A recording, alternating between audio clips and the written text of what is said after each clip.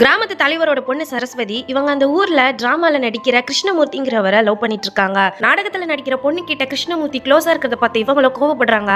என்கிட்ட மட்டும்தான் நீ எப்பவுமே க்ளோஸா இருக்கணும், டிராமாக்காக கூட நீ அந்த மாதிரிலாம் நடிக்க கூடாதுன்னு சொல்றாங்க. இவங்க ரெண்டு பேரும் இப்படி ரகசியமா பேசிக்கிறது அந்த ஊர்ல இருக்க ஒரு சிலருக்கு தெரியுது. அதனால இப்ப சரஸ்வதியோட அப்பா கிட்ட இந்த விஷயத்த சொல்லிடுறாங்க. சரஸ்வதியோட அப்பாவை நம்ம எவ்வளவு பெரிய குடும்பம் போய் நாடகம் நடிக்கிறவனை போய் காதலிக்கிறேன்னு சொல்லி திட்டுறாரு. சரஸ்வதி அவன் ரொம்ப நல்லவன், எப்படியாச்சும் எனக்கு கல்யாணம் பண்ணி வைங்கன்னு சொல்லி இப்ப காலில் விழுந்து கெஞ்சுறாங்க. நான் உயிரோட இருக்கிற வரைக்கும் கல்யாணம் நடக்காதுன்னு சொல்லுவாரு. அதனால சரஸ்வதியை கோவப்பட்டு அப்படின்னா நீங்க உயிரோடவே இருக்க வேணாம்னு சொல்லி மாடியில இருந்து இப்ப அவரை தள்ளி விட்டு சாடிச்சிடுறாங்க. சரஸ்வதி கிருஷ்ணமூர்த்தியை லவ் பண்ண விஷயம் அந்த ஊர்ல இருக்க எல்லாருக்குமே தெரியும். அதனால கிருஷ்ணமூர்த்தியோட அப்பா வந்து உங்க கல்யாணத்தை நான் நடத்தி வைக்கிறேன்னு சொல்றாரு. கிருஷ்ணமூர்த்தி கிட்ட கல்யாணம் பண்ணிக்கோன்னு சொல்லி கேட்கிறாரு. அவரும் ஓகே சொல்லிடுறாரு.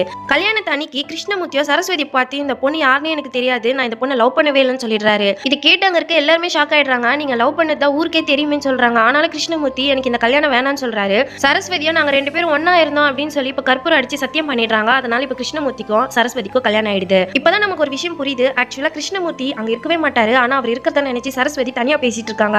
வெளியில இருந்து பாக்குற கிருஷ்ணமூர்த்தி நீ என்ன பைத்தியமா தனியா பேசிட்டு இருக்கன்னு கேக்குறாரு. இப்படிதான் என்ன ஏமாத்தி கல்யாணம் பண்ணிக்கினா இரு எல்லார்கிட்டயும் சொல்றேன்னு சொல்றாரு. இதை கேட்டதுமே சரஸ்வதிக்கும் வந்து இப்ப அவரை பிடிச்சி தள்ளி விட்டுடுறாங்க.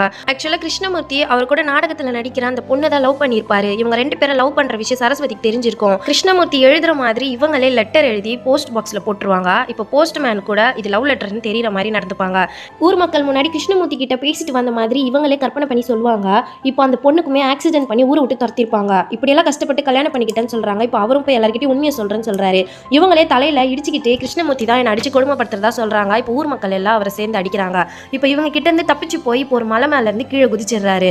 இப்போ இவரை தேடி பார்த்துமே கிடைக்கல. அதனால கிருஷ்ணமூர்த்தி இறந்துட்டதான் நினைக்கிறாங்க. சரஸ்வதி யாருமே இல்லாமலே சாப்பாடு பரிமாறுறது விசிறி விடுறதுன்னு பண்ணிட்டு இருக்காங்க. இப்போ கிருஷ்ணமூர்த்தி இறந்துட்டான், நீ ஏன் அப்படி பண்றேன்னு ஃப்ரெண்டு கேட்டதுக்கு இப்போ அவரே அடிச்சிடுறாங்க.